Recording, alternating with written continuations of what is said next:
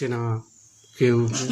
অবশ্য সত্যি কথা, যেটা সত্যি সেটাই বলছে, খেতে পাচ্ছে না ঠিক কথা, কিন্তু কথা হচ্ছে এমনও না যে না খেয়ে আছে, কিন্তু যে ধরো সকালবেলা যদি একটা ব্রেকফাস্ট বা নাস্তা বা টিফিনের দরকার হয়, সেই জায়গাটা যদি দেখা যায় বাসি ভাত খেতে হচ্ছে, তো সেটা কি হচ্ছে, আমার অম্বল হচ্ছে, যেহেতু বাসি জিনিস খেয়ে না ডাইজেস্ট করতে পারছি না, হজম, ওটা কি হচ্ছে একটা রোগ সৃষ্টি করাচ্ছে বা হচ্ছে।